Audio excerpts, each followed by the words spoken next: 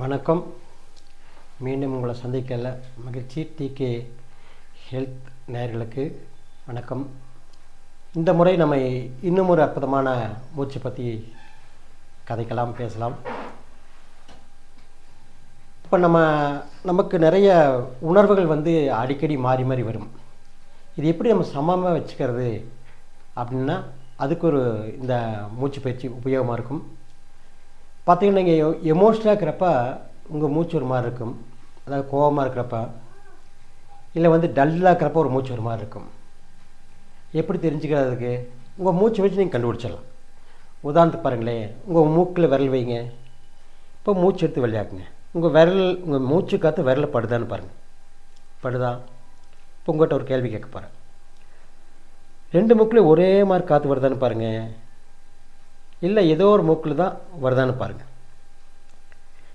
வலது நாசியில் வருதா இடது நாசியில் வருதான்னு பாருங்கள். சில பேர்த்துக்கு வலது நாசியில் வரும், சில பேர்த்துக்கு இடது நாசியில் வரும். எதுன்னு நீங்கள் முடிவு பண்ணிக்கங்க. மாறி மாறி தான் வரும், எல்லாத்துக்கும் ஒரே மாதிரி வராது. ஸோ இப்போ வலது நாசியில் வந்துச்சுன்னா அதுக்கு பேர் சூரிய நாடின்னு பேர். இடது நாசி வந்து பேர் இப்போ சந்திர நாடின்னு பேர். இப்போ நம்ம எமோஷனலாக கோபம் அதிகமாக இருக்கிறப்போ, ஆக்டிவாக இருக்கிறப்போ நம்ம வலது மூக்கில் தான் காற்று போயிட்டு வந்துட்டுருக்கோம். அதை வச்சு தெரிஞ்சுக்கலாம். நீங்கள் கோபம் இருக்க கை வச்சு பார்த்தீங்கன்னா கண்டிப்பாக உங்கள் வலது மூக்கில் தான் காற்று போகும்.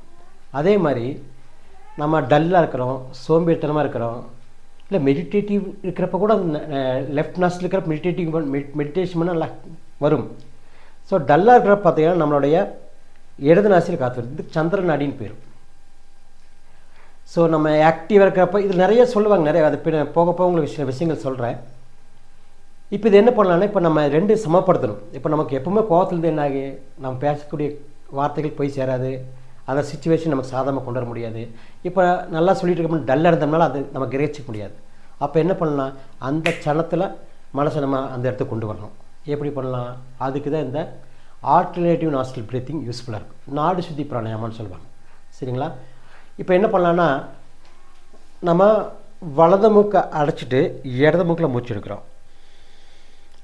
அடைச்சிட்டு வலது மூக்கில் வெளியாக்கணும். எந்த மூக்கில் வெளியாக்குனீங்களோ அதே மூக்கில் மூச்சு எடுக்கிறோம். அடுத்த மூக்கில் வெளியாக்கணும். இந்த லெஃப்டில் எடுத்து ரைட்டில் வெளியாக்கி, ரைட்டில் லெஃப்டில் வெளியாக்கி ஒரு ரவுண்டு.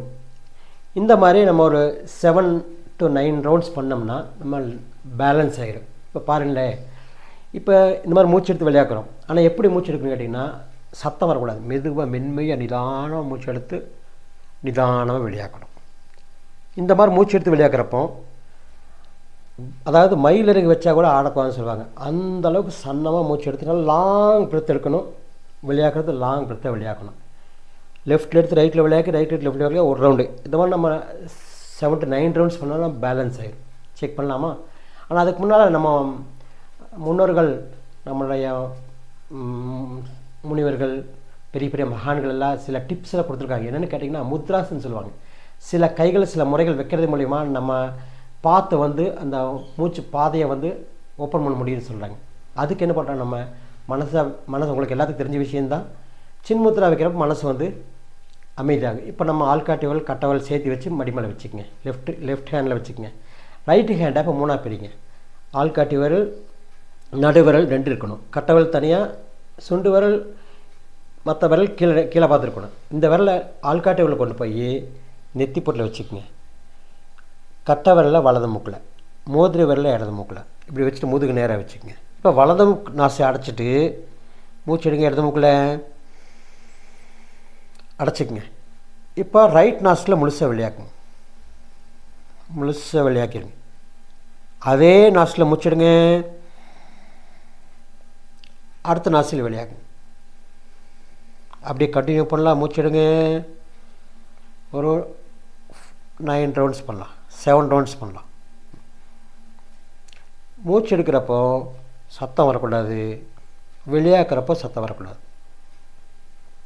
மென்மையாக நிதானமாக ஆழமான மூச்சிடுங்க. எப்பவுமே வெளியாக்குற மூச்சு அதிகமாக இருக்கிறது நல்லது. ஏன்னா கார்பன் டை ஆக்சைடு வெளியே போகுது. அதனால் எடுக்கிற மூச்சை விட வெளியாக்குற மூச்சு அதிகமாக இருக்கான்னு பாருங்கள். இந்த பயிற்சி இன்னும் நல்லா பண்ண ஆசைப்பட்டீங்கன்னா, ஒரு மூச்சு எடுக்கிறப்போ உங்கள் முதுகு தண்டு வரத்தை நேர் பண்ணுங்கள்.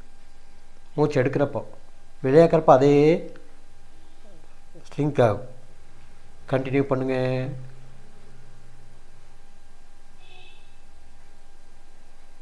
Keep breathing. தொடர்ந்து மூச்செடுத்து விளையாக்குங்க.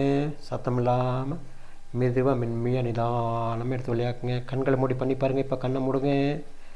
கண்களை மூடி ஒரு மூக்கில் எடுத்து அடுத்த மூக்கில் விளையாக்குங்க.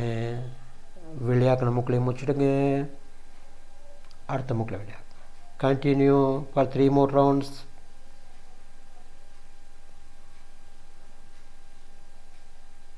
எவ்வளோக்கெவ்வளோ மெதுவாக பண்ணீங்களோ அந்தளவுக்கு மனசு அமைதிப்படுத்த முடியும்.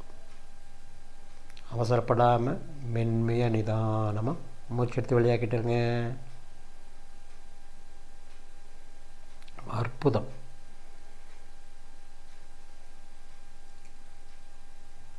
மூச்சில் எவ்வளோ அற்புதமான ரகசியங்கள் வச்சுருக்காங்க பாருங்கள். மனசை நம்ம அந்த இடத்த கொண்டு வர முடியும். நாடி சுத்தி பிராணாயாமம் பண்ணுறது மூலிமா அலப்பாயிர மனசை, எமோஷனாக இருக்கிற மனசை இம்மீடியட்டாக நீங்கள் அந்த சனத்துக்கு கொண்டு வர முடியும். கடைசி ரவுண்டு நம்ம லெஃப்ட்டில் தான் ஆரம்பித்தோம். அதனால் லெஃப்ட்டில் விளையாக்கிட்டு முடிச்சுக்குங்க. லெஃப்ட்டில் விளையாக்கிட்டு முடிச்சுக்குங்க. முடிச்சிங்கன்னா கைகளை கீழே வச்சுக்கலாம். இப்போ நம்ம செஞ்சு சரியாக தப்பான்னு செக் பண்ணலாமா? மறுபடியும் மூக்கில் விரல் வச்சு பாருங்கள். அப்சர்வ் பண்ண முடியுதா? 2 மூக்கில் ஒரே மாதிரி காற்று வருதுங்களா? அதுதாங்க ரகசியம். ஒன்றுமே போல நீங்கள் மாற்றி எடுத்து விளையாக்குனீங்க. இப்போ பாருங்கள், உங்கள் மைண்டு காம் ஆயிரும். எவ்வளோ நேரம் ஆச்சு? மேக்ஸிமம் போனால் ஒரு 1.5 நிமிஷம் 2 மினிட்ஸ் ஆகிருக்கலாம். 2 மினிட்ஸில் நம்ம மனசு அந்த இடத்துக்கு கொண்டு வந்துடலாம். அமைதி கொண்டு வந்துடலாம். Keep trying. செஞ்சு பார்த்துட்டே இருங்க. உங்களுக்கு எமோஷனாக இருக்கிறப்ப ட்ரை பண்ணி பாருங்கள். நல்லா இருந்துச்சுன்னா எங்களுக்கு ஒரு மெசேஜ் கொடுங்க, லைக் போடுங்க. ஓகே, அடுத்த முறை சந்திக்கலாம். நன்றி, வணக்கம்.